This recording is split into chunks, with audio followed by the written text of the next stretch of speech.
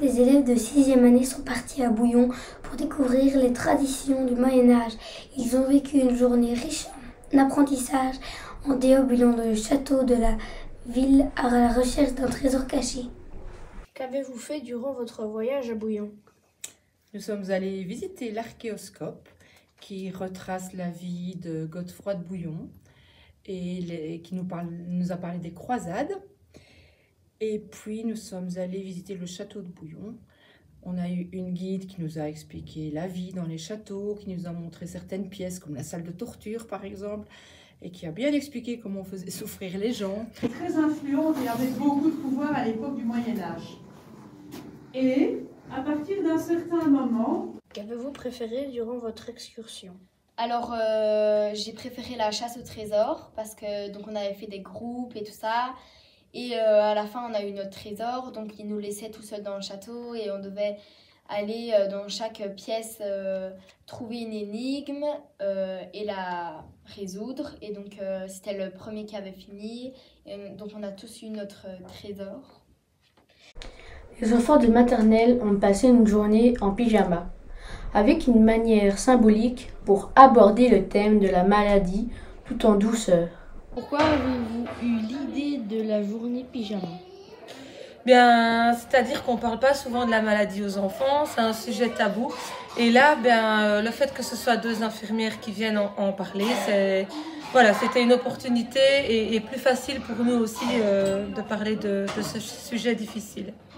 Est-ce que cette journée se déroule sur plusieurs jours? Oui, il y a 2 classes aujourd'hui, non 3 classes aujourd'hui et 2 classes jeudi. Est-ce que c'est la première fois que vous faites cette journée? C'est la première fois qu'on organise ce genre d'événement. Les enfants sont venus tous en pyjama aujourd'hui. Donc voilà, ça demande un petit peu d'organisation, mais c'est une chouette journée. Savez-vous pourquoi êtes-vous venu en pyjama? Parce qu'on parle de la maladie. Parce qu'on pense que les gens sont malades. De l'hôpital. Parce qu'on est en pyjama et c'est confortable. Oui, parce qu'on est en pyjama, c'est confortable et on a bien chaud dedans. Et être en pyjama, c'est comme quand on fait une soirée pyjama.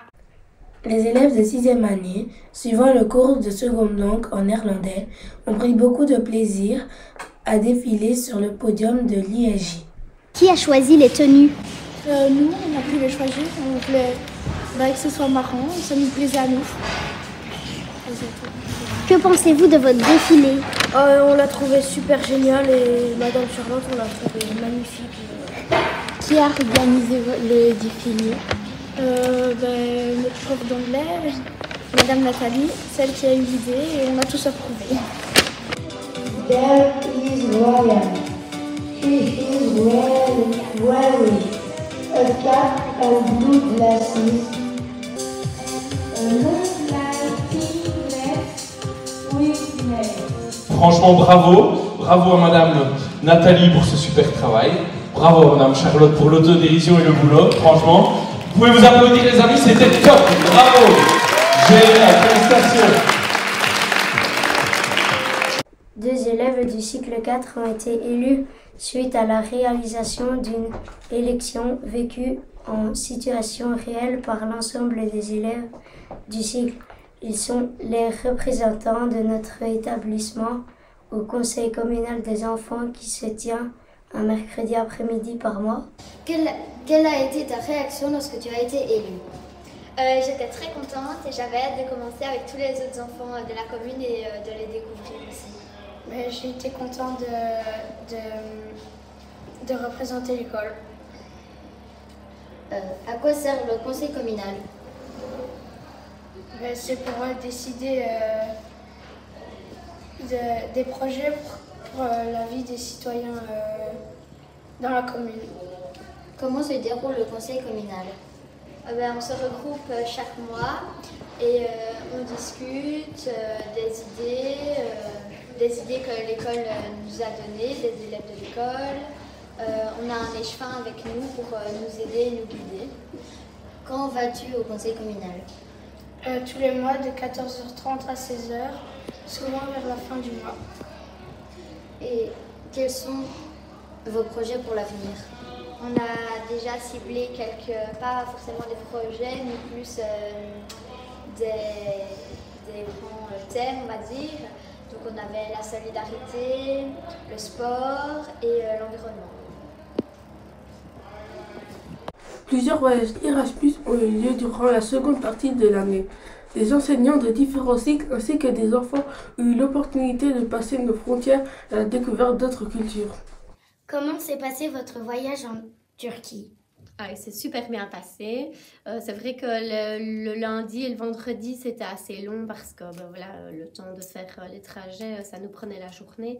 Mais voilà, le voyage proprement dit, sur place, c'était vraiment super. Quel était votre moment préféré? Alors, mon moment préféré, c'était lorsque on a pu échanger avec les enseignants là-bas en Turquie et les enfants. Les 2 premiers jours, on a vraiment visité l'école, on a vécu des activités avec eux. Et voilà, ça c'était vraiment un super moment. Ils nous ont fait participer aussi à une leçon d'éducation musicale. Et voilà, ça c'était vraiment un très chouette moment passé avec eux. Avez-vous un meilleur souvenir? C'était ça, je pense. Le souvenir qu'il me reste, c'est vraiment les moments passés avec eux dans l'école et les moments où on a pu vraiment échanger et vivre les activités avec eux.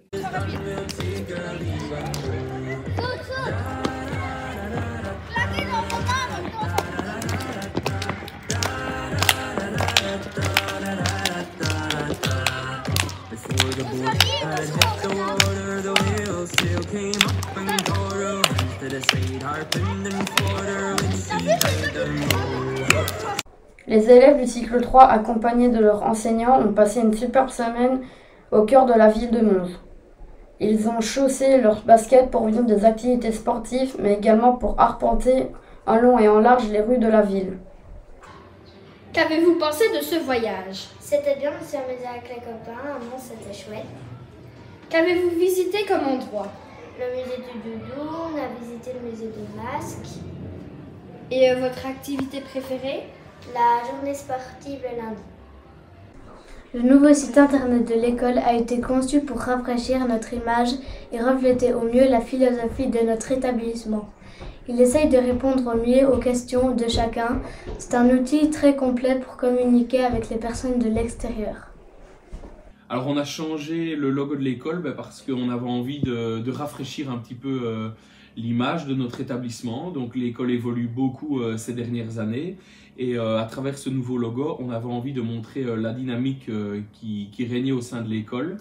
Mettre en avant aussi les particularités de notre école, c'est-à-dire l'ouverture vers l'extérieur, la culture, l'approche aussi de la nature, la mise en avant du multimédia, de la musique, de l'art de manière générale, la langue française, l'éveil, les mathématiques. Tout ça se retrouve dans notre logo. Vous avez mis en place un nouveau site internet? Alors on a mis en place un nouveau site internet parce qu'on souhaitait vraiment renforcer la communication vers les familles, mais aussi vers les personnes qui avaient envie de découvrir notre école. Donc certains parents regardent, cherchent sur internet pour inscrire leur enfant dans une école par exemple de la commune de Libramont. Et bien très facilement en allant sur notre site, on va pouvoir découvrir la philosophie de l'école, notre pédagogie, les projets mis en place, les horaires, les menus, etc. Donc même pour les parents qui sont actuellement dans l'école, c'est un outil vraiment très complet avec toutes les informations relatives à la vie quotidienne de celle-ci. On va pouvoir aussi retrouver tous nos partenaires, l'association de parents, la maison des enfants, le centre PMS, la société Saint-Joseph, le pouvoir organisateur, etc. Tous les partenaires qui gravitent autour de l'école. Que penses-tu du nouveau site de l'école? Qu'il est bien, qu'il est chouette, qu'il est mieux que l'ancien. Bien. Un nouvel affichage directionnel aux couleurs de l'école a été installé afin de permettre aux visiteurs de se déplacer plus facilement dans les bâtiments. Donc on a décidé avec M. Pirot d'installer un affichage dans l'école parce qu'on se rendait compte que les visiteurs avaient des difficultés à retrouver les bureaux ou le chemin pour se rendre à la maison des enfants. Et donc on a voulu faciliter l'accès aux différents services de l'école en ajoutant ces panneaux. Alors on ne les a pas tous nommés par des lettres. Le chapiteau a gardé son nom parce que lui, c'est un bâtiment particulier, il ne contient pas de classe. On a choisi des lettres parce qu'on était déjà dans cette façon de nommer les bâtiments sur les plans d'architectes. Et donc on a gardé la même façon de les appeler que sur les plans de l'architecte. Que penses-tu des nouveaux panneaux d'affichage? Je trouve que c'est pratique quand on est nouveau parce qu'on sait où on doit se diriger. C'est plus facile pour les nouveaux parents d'élèves et les élèves qui arrivent seulement en cours d'année. Cette année, lors de la traditionnelle Fancy Fair qui se déroulera le dimanche 26 juin, il y aura du changement car une grande parade en mouvement et rythmée est organisée. Voici quelques informations pratiques pour les spectateurs ainsi qu'un petit aperçu de ce que vous aurez le plaisir de voir. Quel est le thème de la parade? Alors le thème de la parade cette année c'est la découverte du monde entier. Donc on va découvrir plein de pays différents. Quel instrument utiliserons-nous? Alors on ne peut pas se permettre d'utiliser beaucoup d'instruments malheureusement parce qu'on doit pouvoir se déplacer. Donc le seul instrument qui va être utilisé pour les élèves ça va être leur corps.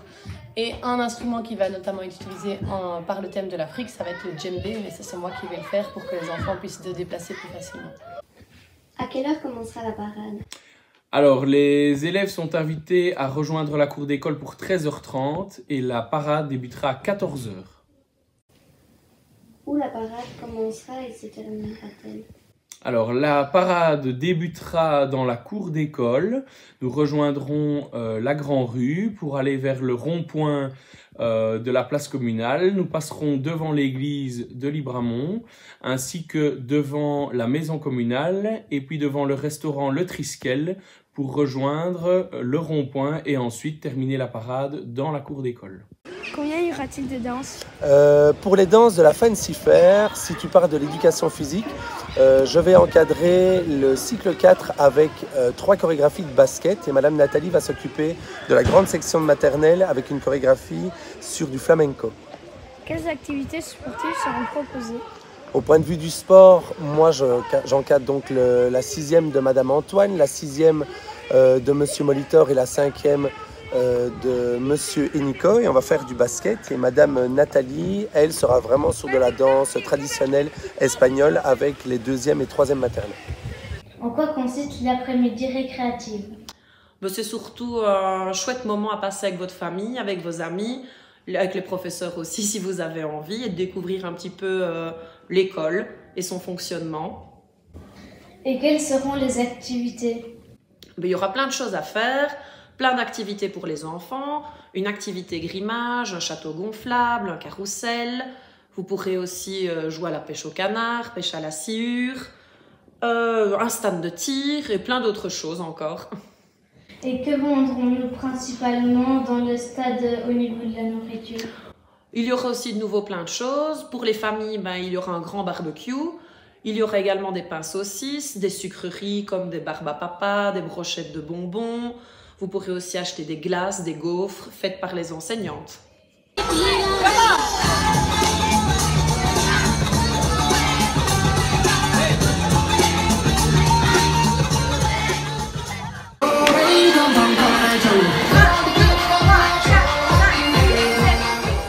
Depuis plusieurs jours, les enfants de l'école font du porte-à-porte pour vendre des billets de tombola au profit de notre établissement. Quel lot peut-on gagner? Alors, dans les gros lots, on a une chaise de bureau, on a un aspirateur Karcher, des entrées pour des parcs animaliers, pour le château de Bouillon et bien d'autres choses encore. À quoi sert l'argent récolté de la tombola? Alors l'argent récolté dans la tombola et pour la fête d'école, c'est principalement pour acheter du matériel pour aménager l'école, pour que ça soit encore plus chouette et accueillant. À quelle heure les prix sont-ils dévoilés? Alors, vers 17 h, le jour de la fête d'école, donc le 26 juin, il y aura un tirage au sort qui sera organisé. Donc, il ne faut pas oublier de prendre vos tickets de tombola avec les numéros pour vérifier si vous êtes le gagnant. Pour terminer ce second JT, nous vous proposons un mini bêtisier, des coquilles survenues durant le tournage, bonnes vacances à tous et à l'année prochaine. Ensuite, on a fait une chasse au trésor. D'accord.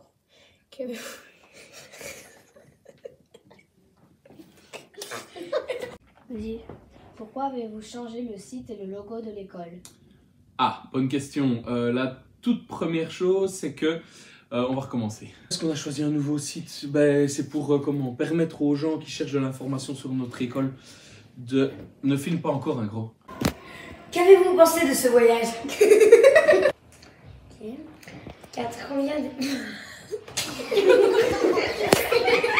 Combien il y avait de conseillers? Et combien il y avait... On n'est pas content, voilà ce qui se passe ici. On n'est pas content, dis-le, on n'est pas content. On veut plus de vacances, on veut plus de vacances. Allez, au revoir.